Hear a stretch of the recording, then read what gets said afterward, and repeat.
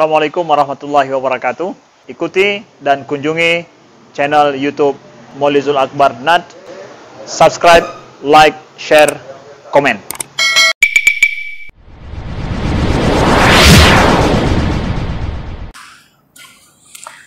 At-tabkir bis-safar, yaitu disunnahkan kalau mau melakukan perjalanan, lakukanlah yang paling baik subuh hari. Subuh hari itu maksudnya setelah solat subuh. Itu perjalanan yang berkah. Kenapa begitu? Rasulullah sallallahu alaihi wasallam menyebutkan tentang kemuliaan atau keberkahan orang yang melakukan safar di subuh hari. Hadis dari Sahar Al-Ghamidi dari Nabi sallallahu alaihi wasallam qala, Rasulullah berkata, Allahumma barik li ummati fi bukuriha. Ya Allah, berikanlah keberkahan pada umatku fi bukuriha, di waktu paginya, di waktu subuhnya.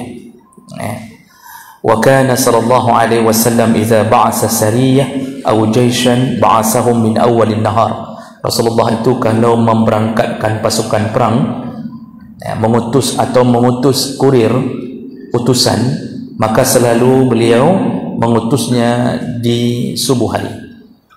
Al-bukur itu maksudnya setelah salat subuh. Itu yang terbaik. Kenapa? Tadi doa Rasulullah, kita ini ada keberkahan di pagi hari. Makanya orang yang hidup di pagi hari itu penuh dengan berkah.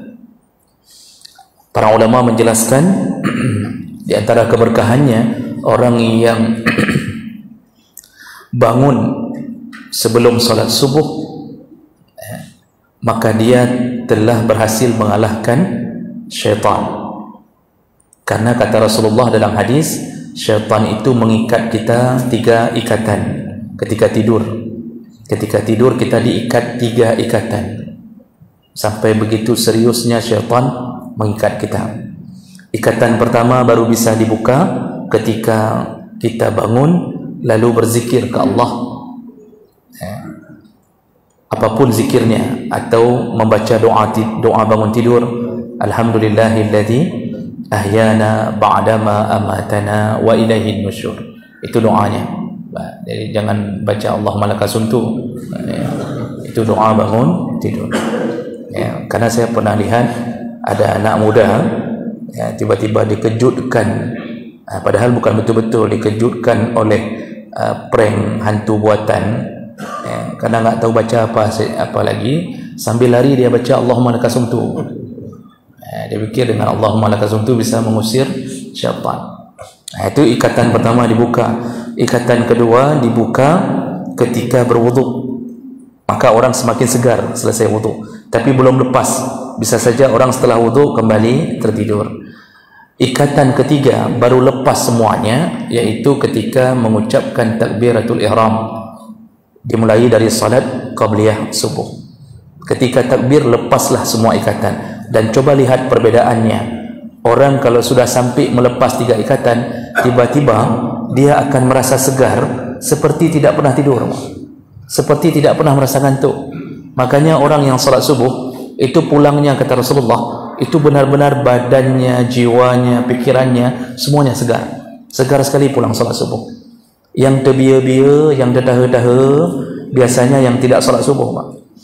Itu yang tidak salat subuh, tidur jam 7 baru bangun, itu mata sembab, pikiran macet, kemudian dia tidak tahu buat apa, dedah-dedah begitu, Pak.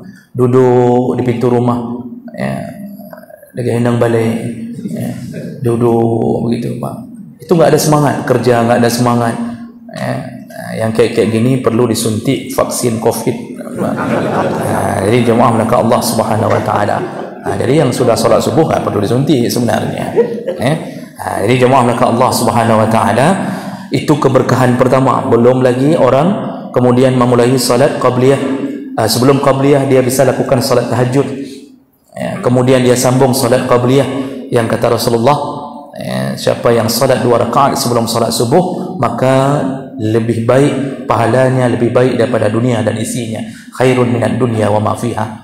Jadi seluruh kebaikan dunia di subuh hari itu diberikan kepada orang yang salat 2 rakaat sebelum salat subuh.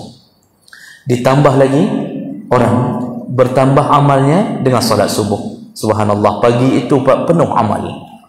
Kata Rasulullah sallallahu alaihi wasallam, "Man shalla salatal bardain," barang siapa yang salat, man hafaza ala salatil bardain, barang siapa yang menjaga salat 2 yang dingin, dakhala jannah, wajib masuk surga.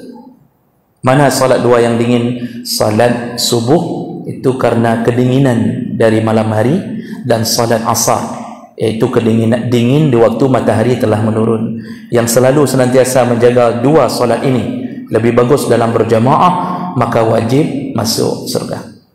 Ada orang yang setelah kita sebutkan hadis ini, lalu dia mengatakan mulai besok saya tidak solat zuhur lagi, saya tidak solat maghrib lagi, cukup solat subuh dan asar. Ini dia taat tapi ngun, agak bangai ujung. Mungkin anak pertama mungkin. Jadi jemaah belaka Allah Subhanahu wa taala, maka yang terbaik kalau mau safar mulailah dari pagi hari.